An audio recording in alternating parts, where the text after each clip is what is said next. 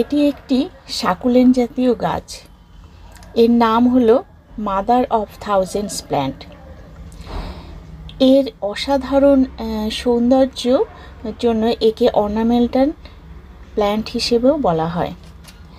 আর এর আরও নাম আছে, তার মধ্যে উল্লেখযোগ্য হলো স্যান্ডেলিয়ার প্ল্যান্ট, এছাড়া মাদার অফ মিলিয়ন্স এবং ডেভিলস ব্যাকবোন নামেও পরিচিত। এর স্পেসিস হলো ক্যালেঞ্চোজেনাস। এর পাশ থেকে যে দেখছেন অসংখ্য চারার সৃষ্টি হয়, শুধু তা নয়, এর বিশেষত্ব হলো এর পাতা থেকেও অসংখ্য চারার সৃষ্টি হয়।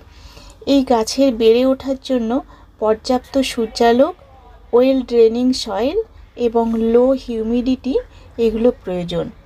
এটি মোটামুটি 3 ফিট মতো লম্বা হয়, আর এর ব্যাস যেটা টবের সেটাও মোটামুটি একটু বড় রাখতে হয়। আর এর উৎস হলো আফ্রিকা এবং এশিয়া।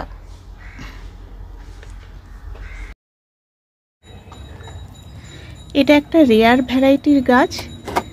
এই প্ল্যান্টটাকে আমি পেয়েছিলাম গিফট হিসেবে। তার নামটা উল্লেখ করতেই হয়। আমি কৃষ্ণনগরে এক দিদি আছেন, রুম্পা দিদি, তার কাছ থেকে আমি এটা গিফট হিসেবে পেয়েছিলাম। ওনার কাছেও সংগ্রহে অনেক গাছ আছে, কিন্তু আমি যেহেতু গাছ ভালোবাসি সেই জন্য আমাকে এটি গিফট দিয়েছিলেন।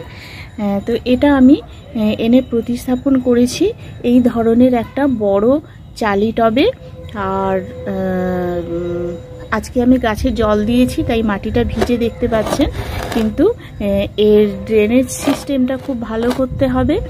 প্রথমে বলে নিই যে এর কতগুলো বৈশিষ্ট্যের কথা, তারপর আসছি যে কিভাবে এর মাটি তৈরি করবেন, ফার্টিলাইজার কি হবে, আর কিভাবে এর পরিচর্যা করবেন। যে কোনো গাছ যখন আমরা নতুন কোনো গাছ তৈরি করব, প্রতিস্থাপন করব, তার আগে আমাদের সেই গাছের সম্পর্কে একটু জেনে নেওয়া দরকার। সেটা কি জাতীয় গাছ এবং কিভাবে পরিচর্যা করলে তার ভালো রেজাল্ট পাওয়া যাবে। তো সেই বৈশিষ্ট্য অনুযায়ী কিন্তু আমরা তার পরিচর্যা করব। এই গাছের পাতা সবুজ দেখতে পাচ্ছেন, কিন্তু কখনো কখনো দেখা যায় যে পার্পেল স্ট্রাইপ আছে এবং সবুজ থেকে পিঙ্কের একটা রেঞ্জ দেখা যায়। মানে এই রকম যখন গোল হয়ে এরকম একটা রেঞ্জ মতো দেখা যাবে। এখানেও দেখতে পাচ্ছেন এই যে কাটা কাটাগুলো দেখতে পাচ্ছেন, এগুলো কিন্তু সব আসলে নতুন করে এর থেকে ফুলের মতো একটা ডিজাইন তৈরি হবে, যে পাতার উপরের অংশে এই কাটা কাটা অংশগুলোতে, এই অংশগুলোতে কিন্তু ছোট ছোট মানে চারা তৈরি হবে। এই যে এইখানে এগুলো হচ্ছে এগুলো চারা, এখান থেকে এই যে মাথার এই কাটা অংশগুলো থেকে পুরো রাউন্ড করে প্রত্যেকটা জায়গায় চারা তৈরি হবে। সেই জন্যেই কিন্তু এর নাম মাদার অফ থাউজেন্ডস।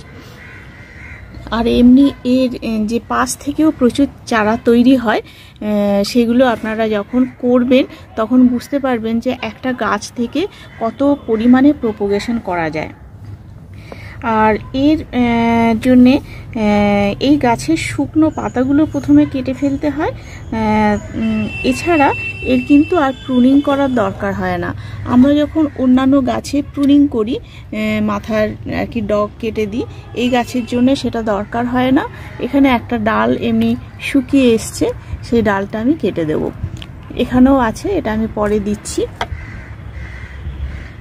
আর এর পাতা থেকে বললাম যে প্রচুর প্রোপোগেশন করা যায়, আবার এর সিডস থেকেও কিন্তু চারা তৈরি হয়।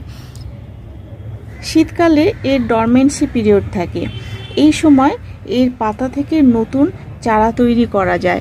আমার গাছটা যেহেতু নতুন, প্রথম অবস্থায় এর ডগে কোনো মানে চারা ছিল না, সেহেতু এখনও এটা তৈরি হয়নি, এখন তো ডরমেন্সি পিরিয়ড। এইখানে ছোট্ট করে একটা ক্যামেরায় আসছে কিনা, হ্যাঁ, এই যে এইরকম কিন্তু গোল রাউন্ড করে এর প্রচুর চারা তৈরি হবে।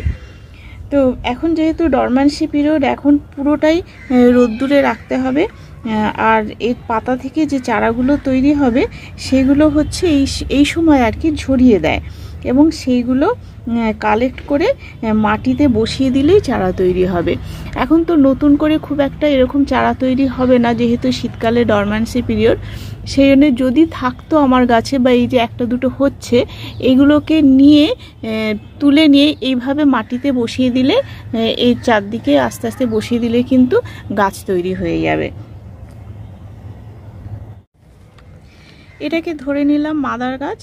তো এই মাদার গাছ যখন অনেক দূর পর্যন্ত এর শিকড়টা ছড়িয়ে যাবে, তখন কিন্তু তাকে তুলে আলাদা একটা পটে নতুন মাটির মিক্সচার দিয়ে রিপোর্ট করতে হবে। পুরনো মাটি নয়, নতুন মাটির মিক্সচারের কথাটা আমি বলবো পরে আসছি। তো সেই মিক্সচার দিয়ে নতুন করে তৈরি করতে হবে। আর এটি কিন্তু খুব টক্সিক, সেই জন্যে মানুষ এবং পশু সবার পক্ষেই ক্ষতিকর, মানে এটাকে কিন্তু কোনোভাবেই খাওয়া যায় না। আর এই মাদার গাছটা বাঁচে 2 থেকে 3 বছর, কিন্তু কনস্ট্যান্টলি এমনভাবে চারা তৈরি করে দেয়, তার ফলে কিন্তু অনেক গাছ আমরা একসাথে পেয়ে যাব। এই যে মাদার গাছটা, এটা হয়তো 2-3 বছর বাঁচবে, কিন্তু 2-3 বছরে প্রচুর চারা তৈরি হয়ে যাবে। আর যেহেতু এটা রেয়ার ভ্যারাইটি, বাণিজ্যিক হিসেবেও কিন্তু এই গাছটাকে আপনারা লাগাতে পারেন, তাহলে কিন্তু প্রচুর চারা কালেকশন করতে পারবেন এবং সেটা মার্কেটে সেল করার জন্য কিন্তু উপযোগী। আর ফুল সানলাইট এবং নিউট্রিয়েন্ট ডেফিসিয়েন্সি যদি না হয়, তাহলে কিন্তু এই গাছ খুব সুন্দর ব্লুমিং দেয়। এর সয়েলের পিএইচ লেভেলটা অ্যাসিড, নিউট্রাল এবং অ্যালকালাইন সব কিছুই চলে। আর কোন মাসে এই প্ল্যান্ট ব্লুম করে তা নির্ভর করে কিন্তু এর স্পেসিসের উপর। মানে এইটা আমি এক ধরনের স্পেসিস থেকে দেখাচ্ছি, এর মধ্যে অনেক ধরনের স্পেসিস আছে এই মাদার অফ 1000। সেই স্পেসিসটার উপর নির্ভর করে কোন সময় ব্লুমিং হবে। কোনোটা হয়তো বসন্তকালে হয়, কোনোটা শীতে, আবার কোনোটা সারা বছর ধরেই ব্লুমিং হয়। তবে তার জন্য কিন্তু দরকার পর্যাপ্ত পরিমাণ সূর্যালোক। আর ব্লুমিংয়ের কথা বলছি, এর এখান থেকে কিন্তু স্টিক বেরিয়ে মানে এর ফুল আসে। তো আমার কাছে যেহেতু এটা নতুন গাছ, আমি তাই জানি না যে এই স্পেসিসটা কখন ফুল হবে। দেখা যাক, আমার কাছে আছে যখন নিশ্চয়ই কোনো এক সময় হবে। একে কিন্তু সব সময় রাখতে হবে ফুল সানলাইটে, অনেকক্ষণ সূর্যালোক থাকে এমন একটা জায়গায় রাখতে হবে। যদি ব্যালকনিতেও রাখার দরকার হয়, যাদের ছাদ বা কোনো গ্রাউন্ডে জায়গা নেই, তারাও কিন্তু এমন জায়গায় রাখবেন যাতে ফুল সানলাইটটা পায়। অন্তত 6-7 ঘন্টা সানলাইট কিন্তু এর জন্য দরকার, যেহেতু এটি ক্যাকটাস জাতীয় গাছ, সেই জন্য সানলাইটটা খুব ভালো দরকার। এবার মাটি হচ্ছে ওয়েল ড্রেনিং সয়েল তৈরি করতে হবে, যে মাটিতে একদম ময়েশ্চার যেন না থাকে। মানে ময়েশ্চারের জন্য আমরা অনেক সময় কোকোপিট ইউজ করি, এতে কিন্তু একদমই কোকোপিট দেওয়া যাবে না। আর যখন এই মাটিটা একদম শুকনো হয়ে যাবে, তারপরে কিন্তু ভালো করে একদিন জল দিয়ে দিতে হবে। আর ভিজে অবস্থায় জল দিলে কিন্তু গাছটা মারা যেতে পারে। ওভার ওয়াটারিং হলে এর পাতাও আস্তে আস্তে ঝরে যাবে বা শুকিয়ে যেতে পারে।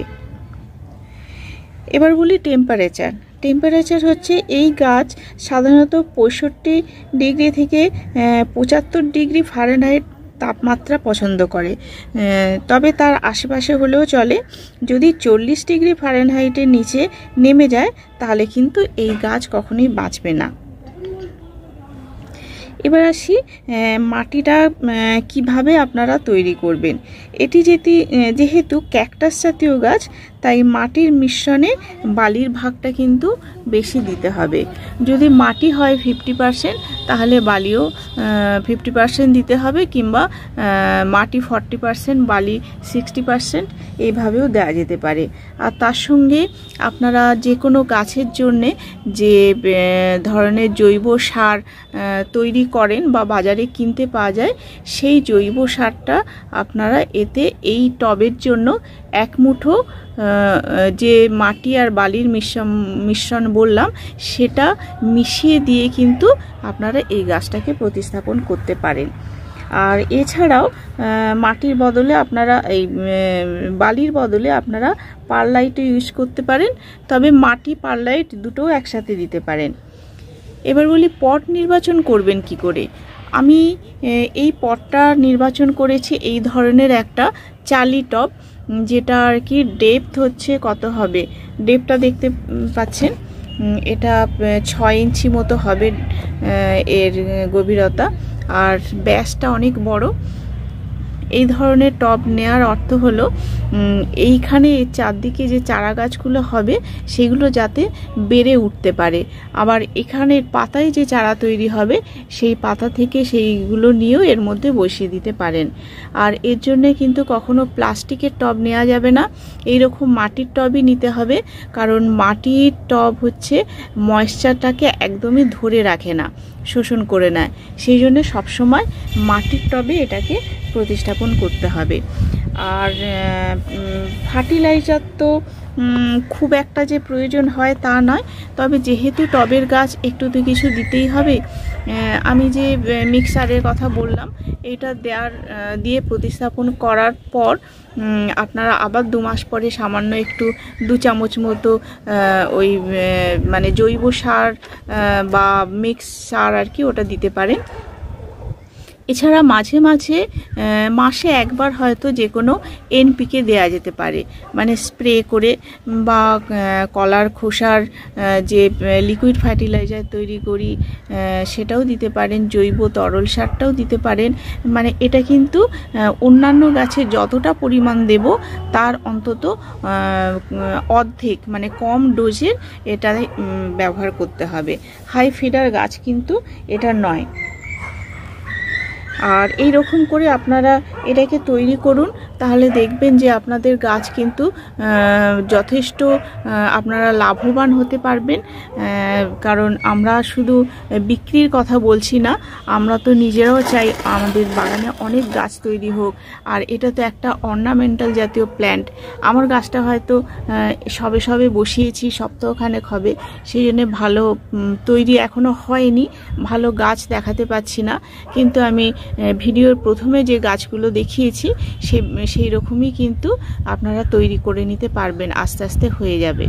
তাহলে এই ধরনের কিছু অর্নামেন্টাল গাছ আপনাদের সংগ্রহে রাখুন বাগানে, তাহলে সবসময় তো সিজনাল ফুল গাছে আপনারা পাবেন না ফুল, সেই জন্য এই ধরনের কিছু গাছ যদি থাকে তাহলে মানে আপনাদের বাগান কিন্তু সুন্দর হয়ে উঠবে এবং সেটা আপনাদেরও মনোমুগ্ধকর হবে, যারা দেখবে তাদেরও ভালো লাগবে। তাহলে বন্ধুরা, আপনারা যারা এতক্ষণ পর্যন্ত এই ভিডিওটা দেখলেন তাদের অসংখ্য ধন্যবাদ। যদি এর বিষয়ে আরও কিছু আপনাদের প্রয়োজন থাকে জানার, তাহলে আপনারা জানতে পারেন। আমি এটাকে বললাম কৃষ্ণনগর থেকে এনেছি, কিন্তু আপনারা যে কোনো নার্সারিতে একটু খোঁজ করুন বা নেটে সার্চ করলেও পেয়ে যেতে পারেন এই গাছটা কোথায় পাওয়া যায়। কিন্তু এটা একটা রেয়ার ভ্যারাইটির গাছ, সবসময় সব জায়গায় এটা পাওয়া যায় না। বাচ্চা বা যে কোনো জীবজন্তু আপনাদের পোষা পেট যাদের ঘরে আছে তাদের থেকে একটু দূরে রাখতে হবে, কারণ এটা যথেষ্ট টক্সিক। এর পাতা কোনোভাবে যদি আমরা খেয়ে ফেলি তাহলে কিন্তু আমাদের শরীর খারাপ হতে পারে, শরীর অসুস্থ হতে পারে। যাই হোক বন্ধুরা, যারা এখনও পর্যন্ত সাবস্ক্রাইব করেননি, নতুন নতুন ভিডিও পেতে আপনারা সাবস্ক্রাইব করুন, সঙ্গে থাকুন, আমারও খুব ভালো লাগবে। আজ এ পর্যন্তই, নমস্কার।